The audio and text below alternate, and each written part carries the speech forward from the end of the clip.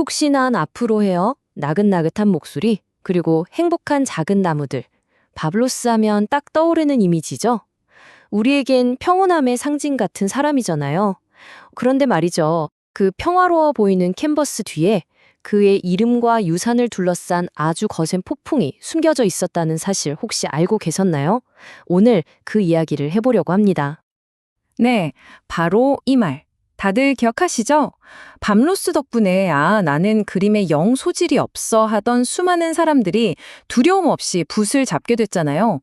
실수란 건 없고 오직 행복한 우연만 있을 뿐이라는 그의 위로는 그냥 그림 강자가 아니라 뭐랄까 하나의 치유에 가까웠죠. 하지만 바로 그 믿음이 밤로스의 인생을 송두리째 뒤흔든 비극의 시작이었습니다. 이제부터 그 부드러운 목소리 뒤에 감춰져 있던 정말 치열하고도 씁쓸했던 싸움의 막이 오릅니다. 자, 우리가 기억하는 밥 로스는 어떤 모습인가요? 당연히 온화한 화가 그 자체죠. 근데 그가 붓을 잡기 전 20년 동안의 삶은 정말 상상도 못할 만큼 달랐습니다. 첫 번째 이야기, 우리가 아는 그 화가와 그가 철저히 감추고 싶어 했던 무서운 상사로서의 과거를 한번 들여다보죠. 이거 보세요. 정말 완전 반전이죠. 우리가 TV에서 보던 그 바블로스가 사실은요, 20년 동안 미 공군에서 복무한 마스터 서전트. 그러니까 엄청나게 엄격한 상사였다는 거예요. 심지어 본인 입으로 나는 부하들한테 화장실 청소나 시키고 소리나 빽빽 지르던 그런 사람이었다. 이렇게 말할 정도였으니까요. 그랬던 그가 군대를 떠나면서 딱 한 가지 결심을 했다고 해요. 다시는 절대로 누구에게도 소리 지르지 않겠다. 바로 이 결심이 우리가 아는 바블로스를 만든 거죠. 자, 그렇게 소리 지르는 게 일이었던 군인이 세상에서 가장 차분한 목소리를 가진 남자가 됐습니다. 근데 여기서부터가 또 중요해요. 그림에 대한 이 순수한 열정이 어떻게 수백만 달러짜리 거대한 비즈니스 제국이 됐을까요? 예술이 돈이 되는 그 과정을 한번 따라가 보죠. 바로 이 만남이 모든 것의 시작이자 비극의 시작이었습니다. 군에서 은퇴한 밤로스가 아네트와 월트 코얼스키라는 부부를 만나게 돼요. 이 사람들은 밤로스의 그림 실력만 본 게 아니었어요. 이 사람 자체가 하나의 거대한 브랜드가 될 수 있겠다라는 사업적 잠재력을 본 거죠. 처음에는 그의 제국을 만드는 걸 돕는 것처럼 보였지만 결국에는 그 제국을 통째로 삼키려고 했습니다. 그래서 1985년에 밤로스 주식회사, 줄여서 비엘라라이가 만들어져요.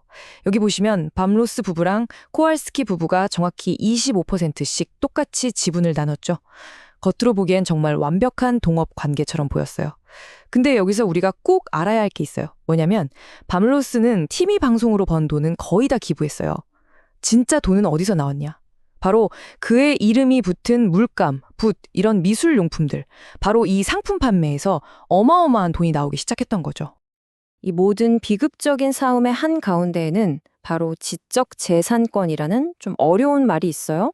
이게 뭐냐면 이름, 얼굴, 서명처럼 눈에 보이지 않는 자산인데 법적으로 소유할 수 있는 권리거든요. 근데 안타깝게도 평생 그림만 그려온 화가 밤로스는 이런 법 같은 건 잘 몰랐겠죠. 그는 결국 자기 자신, 그러니까 자신의 이름, 얼굴, 그 모든 정체성에 대한 통제권을 조금씩 넘겨주는 그런 계약서에 사인을 하기 시작합니다. 이게 진짜 충격적인 부분이에요. 보세요.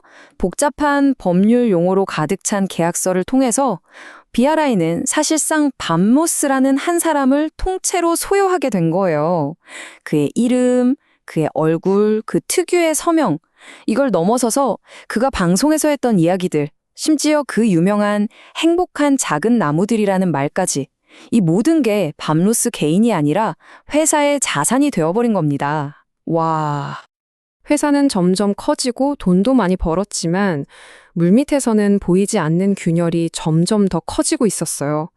그리고 그 균열은 밤로스의 삶에 끔찍한 비극이 닥치면서 결국 터져버리고 맙니다.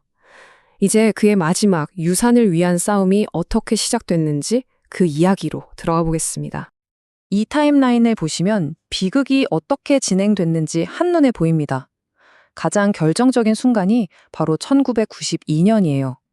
밤로스의 아내 제인이 안타깝게 세상을 떠나거든요. 근데 문제는 과거에 맺었던 계약 조항 때문에 그녀의 지분 25%가 자동으로 남은 파트너들, 즉 코알스키 부부에게 넘어가 버린 겁니다. 순식간에 코알스키 부부는 과반이 넘는 지분을 차지하게 됐고, 반대로 밤로스는 자기가 세운 회사에서 소수 주주가 되어버렸죠.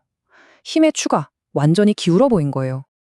아마 이 이야기에서 가장 마음 아픈 대목이 아닐까 싶어요. 동업자였던 코알스키 부부는 밤로스가 암으로 투병하면서 하루하루 쇠약해져 가고 있는데도 그에게 남은 모든 권리를 완전히 넘기라고 끊임없이 압박했어요. 그는 정말 죽음을 앞둔 그 순간까지 안 된다고 버텼지만 소용이 없었습니다. 과거에 사람을 믿고 사인했던 그 계약서들이 이제는 비수가 되어서 그의 목을 겨누고 있었으니까요. 그의 아들 스티브가 남긴 이 한마디에 로스 가족이 느꼈을 그 엄청난 배신감과 억울함이 다 담겨 있는 것 같습니다. 자, 그럼 이런 질문이 생기죠. 아버지가 평생을 바쳐서 만든 이 수백만 달러짜리 제국에서 유일한 상속자인 아들 스티브가 받은 돈은 과연 얼마였을까요?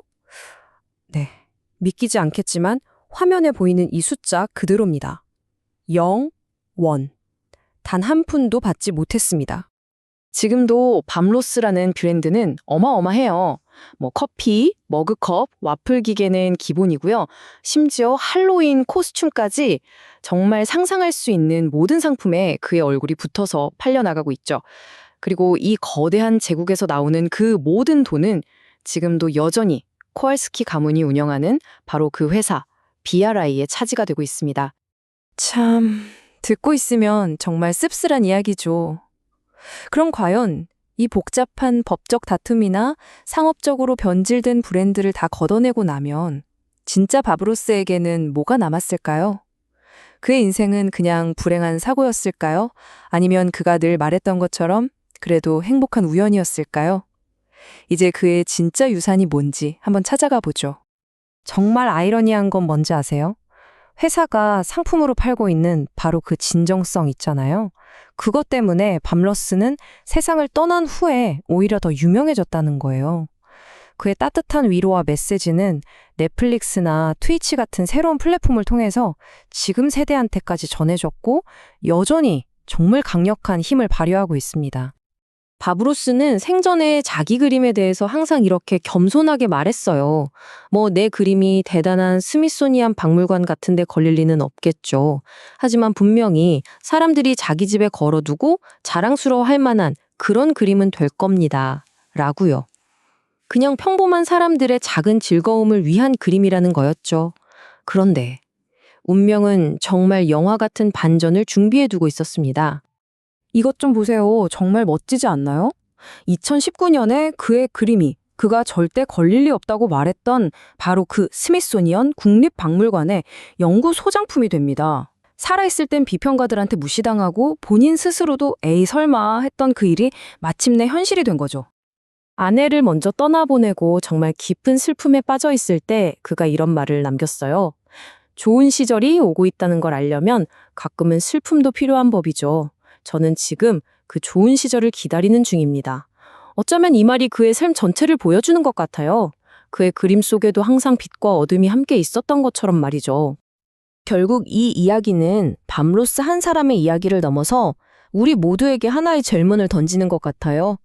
한 사람이 평생을 바쳐 만든 유산은 그의 피를 나눈 가족과 그의 예술 자체에 속하는 걸까요?